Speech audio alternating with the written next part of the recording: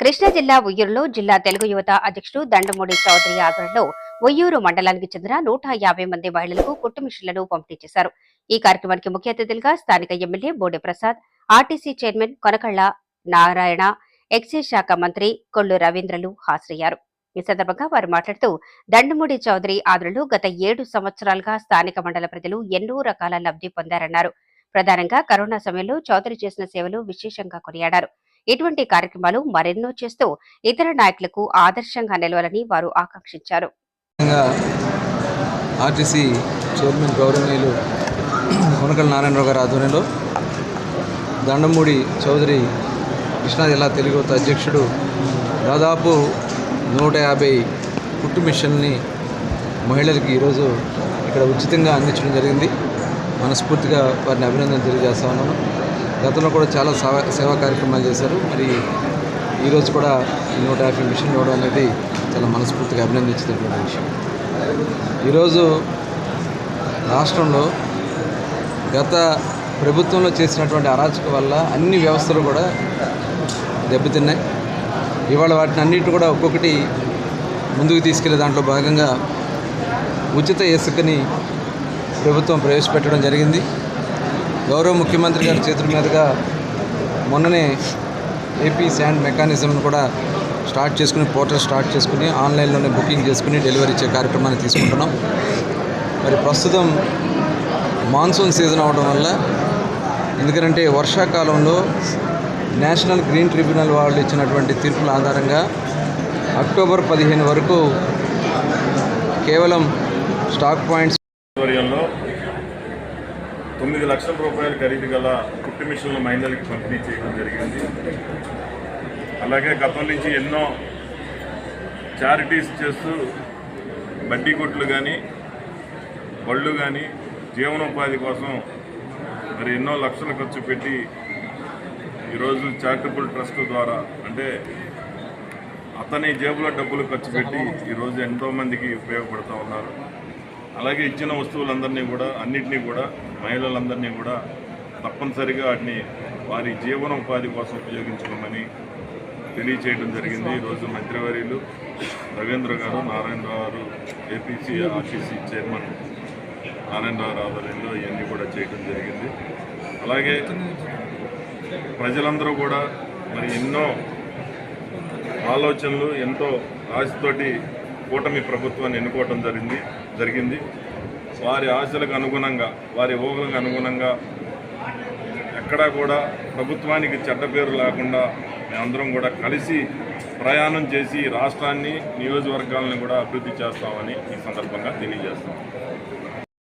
సమాజమే దేవాలయం, ప్రజలే దేవుళ్ళు అనే నినాదంతో తెలుగుదేశం పార్టీ ఏ ముహూర్తాన్ని పెట్టాడో నందమూరి తారక రామారావు గారు ఆయన తలుసుకుంటూ, మరి అలాగే అధినాయకుడు నారా చంద్రబాబు నాయుడు గారి సారథ్యంలో 14 నుంచి 19 వరకు రాష్ట్రం విడిపోయిన తర్వాత కూర్చుంటానికి కుర్చీ లేక, క్యాపిటల్ లేక ఆ రోజు ఎన్ని అభివృద్ధి కార్యక్రమాలు చేశారో, ఎన్ని అభివృద్ధి ఫలాలని సొసైటీకి అందించారో మీ అందరూ తెలిసిన విషయం. మరి అలాగే అది మేము ఆ రోజు జనాల్లోకి తీసుకెళ్తాం విఫలమయ్యాం.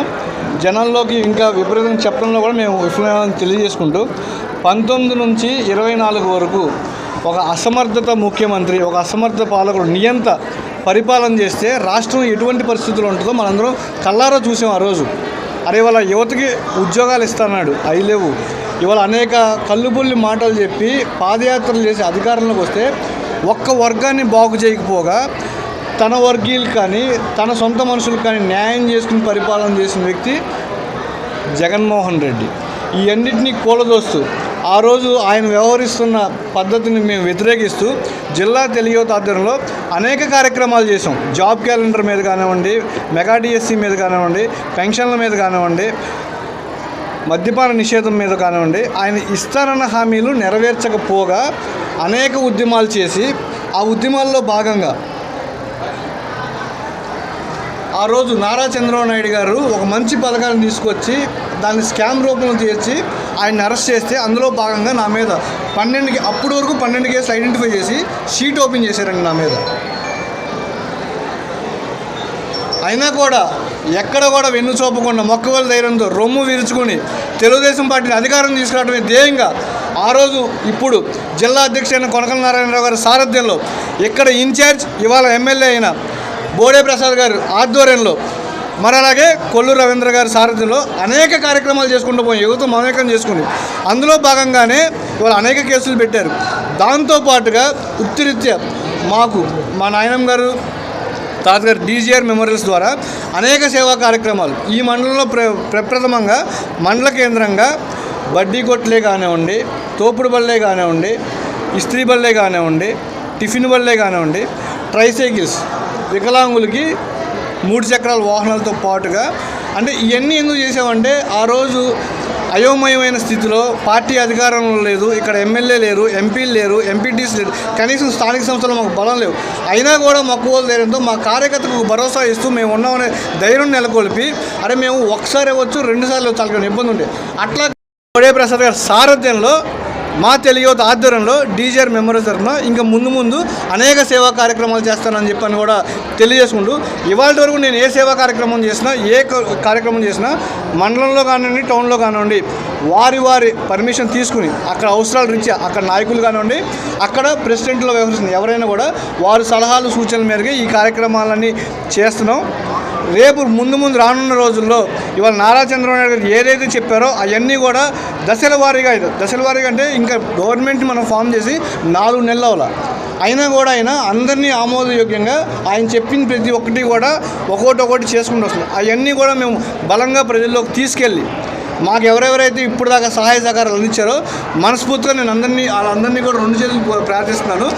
ఇలాగే మీరు ఆశీర్వాదాలు నాకు అందిస్తే ఇంకా ముందు మరిన్ని కార్యక్రమాలు చేసి పార్టీ బలోపేతానికి ఉపయోగపడతానని చెప్పి తెలియజేసుకుంటూ నాకు ఈ అవకాశం ప్రతి ఒక్కరు కూడా ధన్యవాదాలు తెలియజేసుకుంటున్నాను. నేను ఇందాకే మీరందరూ కూడా నారాయణరావు గారు మాట అన్నప్పుడు పదవి వస్తే స్వీకరిస్తాను, లేకపోతే ఈ కట్టె కాలేంత వరకు కూడా ఈ జెండా మోస్తూ ఒక కార్యకర్తగా సుశిక్షితమైన తెలుగుదేశం పార్టీ కార్యకర్తగా నారా చంద్రబాబు నాయుడు గారి మీద ఉన్న అభిమానంతో నందమూరి కుటుంబం మీద ఉన్న విధేయతతో మేము ఈ పార్టీకి కట్టుబడి ఉన్నాం. ఇవాళ నేను ధైర్యంగా చెప్పగలను కంటిన్యూస్ ఎవరు అధికారంలో ఉండరు, ఒకసారి వాళ్ళు రావచ్చు, ఒకసారి మేము రావచ్చు, కానీ ఎవరు అధికారంలోకి వచ్చినా కూడా ప్రజా పరిపాలన అనేది ప్రజాయోగ్యంగా జరగాలి.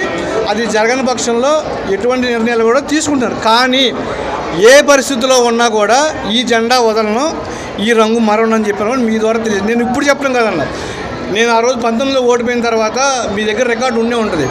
తెలుగుదేశం పార్టీ కోసం ఎరైనా అవుతా సొరైన అవుతా అని చెప్పాను. నేను